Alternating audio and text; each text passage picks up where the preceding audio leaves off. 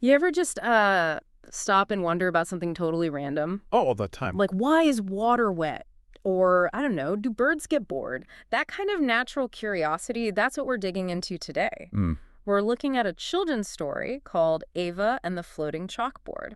Now, I know, a kid's story, but honestly, it's like packed with these little gems about learning. It really is. Surprisingly deep for its audience. Exactly. So our mission today is basically to unpack that.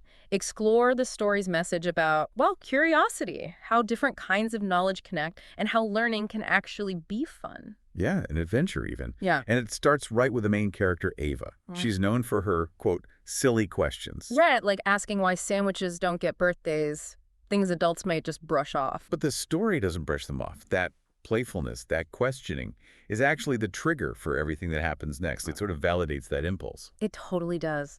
Which brings us to the magic bit, the floating chalkboard. Ah, yes, the chalkboard. Ava draws a simple spiral, and whoosh, it lifts off the ground. And then there's this invitation like, hop on if you want answers. Such a great metaphor, isn't it? It really is. Pursuing your curiosity, like actively drawing on that chalkboard, can literally lift you up and take you somewhere unexpected. And notice she has to do something. She draws, she decides to climb on. It's not just information being beamed into her head. Good point. It's active participation. Learning requires you to, engage. Definitely. So her first stop is this place called the Land of Letters. Oh, I loved this part. The letters are actual characters with jobs. Yeah, like Bouncing Bee is building bridges, Clever C is cooking cookies. It's such a neat way to show that letters aren't just, well, squiggles on a page. Yeah. They do things. They're the building blocks for words, for stories, for communication. It makes the abstract feel concrete, relatable. You see how these fundamental bits piece together to make something bigger. Then the chalkboard zooms off again, this time to Number Town. Number Town, Mhm. where the streets are literally paved with numbers. And she meets this wise old number 3. Right, who delivers that brilliant line.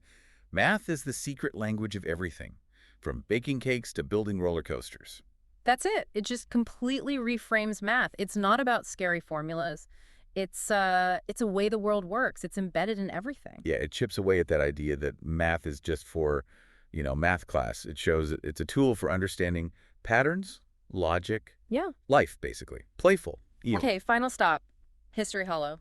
This was cool, too. The statues come alive. Yeah, statues of like inventors, explorers, famous people from history. And they all share this common thread. They Yep. all emphasize that their discoveries, electricity, flight, Even chocolate chip cookies, the story says. right, all started because someone asked a question.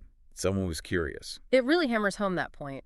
Asking why or how is the engine behind, well, almost everything important. Progress relies on it. It's not about knowing everything immediately. It's about the willingness to seek, to question. That's the real driver of innovation. So Ava eventually returns to her classroom, right?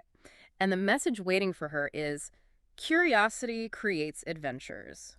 Pretty much sums it all up, doesn't it? It really does. Learning isn't passive. It's this active, potentially really exciting journey that starts with just wondering. Exactly.